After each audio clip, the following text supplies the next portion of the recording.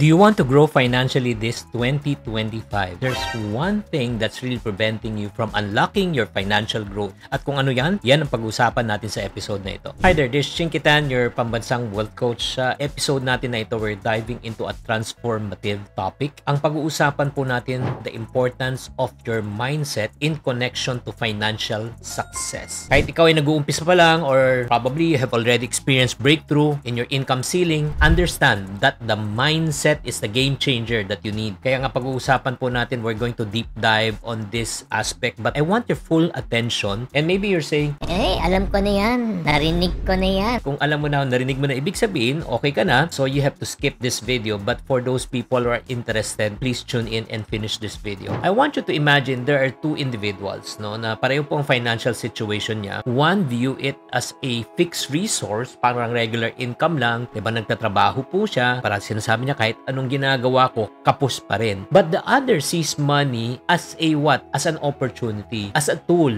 na ang goal niya hindi lang para kumita ng pera to survive. Ang goal niya kumita ng pera para maging puhunan in the future para lalo pang lumaki ang kanyang income. Kung makikita nyo, tatanungin ko kayo, sa palagay nyo, sino po sa dalawa ang mas magiging successful? Number one, kumikita to survive. Yung pangalawa, kumikita para mag-invest in the near future para mag-thrive. Pakitype sa comment section. So definitely, your answer is as good as mine. Definitely, si number 2, ang tinitignan, ang income na kinukuha niya, hindi lang pang survival. Ang goal niya, palaguin ng pera para magnegosyo siya in order for him to thrive. So, kung makikita mo, ang belief natin regarding our money will shape and perceive our opportunity. How we make decision, how we respond to challenges. Kasi kung uulitin ko, ang goal mo is to survive, nako, maniwala ka, survival mode ka lang. But ang goal mo is to thrive, thriving mode ka. As a matter of fact, marami pong mga psychologists and financial expert na sinasabi po niyan kung paano tayo pinalaki nung tayo ay bata pa, nakaka-apekto yan kung paano ang pananaw mo sa buhay. As a matter of fact, another behavior psychologist na sinasabi po niya, individuals with growth mindset, sila po ang talagang yumayaman. Kasi ang iniisip po nila kung paano sila lalago. So my question to you right now is this. How does this mindset can be applied in your daily life right now? Number one, let's talk about earning potential. Alam mo,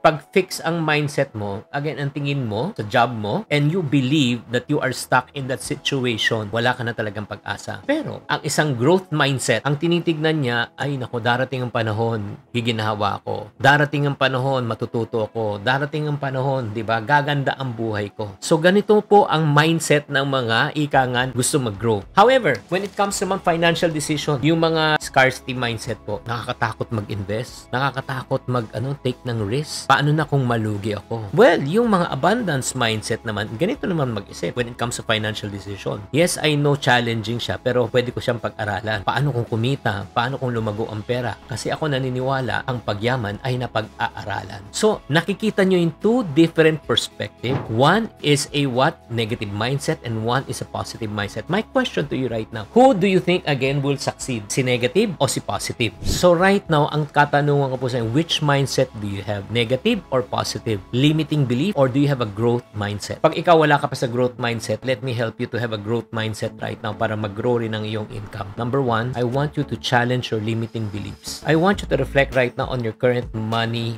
mindset. Tanungin mo sarili mo, negative ba o positive? Empowering ba o limiting? Like for example, ano iniisip mo pagdating sa pera? Ang pera ba madaling kitain o mahirap kitain? Pakitype lang sa comment section and I want you to type a real answer. Yung totoo. Ayaw ka pang Miss Universe na answer. I would say, when I was starting, as sulat ko, ang pera ay mahirap kitain. Bakit po? Yan kasi ang parati ko naririnig sa mga magulang ko. Ang pera hindi pinupulot, pera mahirap kitain. Pero you know what? This is what I've realized. Nung natuto na ako na kumita ng pera, mahirap kitain ang pera pag di mo alam. Pero madali palang kitain ang pera pag alam mo na. Ano nangyari? Nung naka-experience po ako ng financial breakthrough, bago ko yung financial mindset, sinasabi ko ng sarili ko, I am capable of increasing my income. Bakit? Kasi natututo na ako. So I want you to right now, number one, sulat mo talaga ang iyong mga limiting beliefs sa buhay. Ang gagawin po natin, again, yung mga negative, sulat mo, and I want you to challenge to turn your negative into positive. Mahirap kumita ng pera. Madali kumita ng pera. pera. Mahirap mag-ipon ng pera, madaling mag-ipon ng pera. Mahirap magnegosyo, madaling magnegosyo. And then, next step, anong gagawin mo? From the negative to positive, ang next na gagawin mo, give me 3 practical reasons. Bakit madaling kumita ng pera? Bakit madaling mag-invest? Bakit madaling magnegosyo? Isulat mo ngayon ang dahilan. Madaling kumita ng pera dahil nag-aaral ako. Dahil may nagtuturo sa akin, may nagko-coach, may nag-guide sa akin, may nagme-mentor sa akin. Madaling mag-ipon ng pera kasi una, gusto ko makaipon. Number 2, nagsasakripisyo ako. Number 3, nag-iipon ako, nagiging consistent na ako. Madali kumita ng pera. Bakit? Masipag ako. Nagtsatsaga ako. Gumagawa ako ng paraan. Naghahanap ako ng tao makakatulong po sa akin. Isulat nyo from negative to positive, and then from positive, you give me 3 practical reasons. And based on those practical reasons, ano kailangan mo gawin? Execute mo. Gawin mo, mga friendship. Alam nyo, napakasimple lang po nito, no? Napakasimpleng exercise lang. But you know what? If you implement this idea that I just shared with you, ay grabe. You will experience a financial breakthrough this coming year. O kapatid, nabiting ka ba sa episode na ito? Let me share with you an opportunity on how you can double at the same time 12x your income this coming year. Gusto mo ba yun? Pag gusto mo, type gusto sa comment section. Why? Because I'm hosting a free webinar and that will talk about on how to unlock your way of thinking. In this session, you will be able to learn how to challenge your limiting beliefs and how to create and double and 12x your income this year. However, the seats are limited up to only 500 people. So register right now. If you are really interested, all you need to do is just go to chinkfree.com. That's chinkfree.com to reserve your slot. Don't wait for anything. Ito na yung pagkakataon mo para ma-rewrite mo na ang iyong financial history. Again, that is chinkfree.com.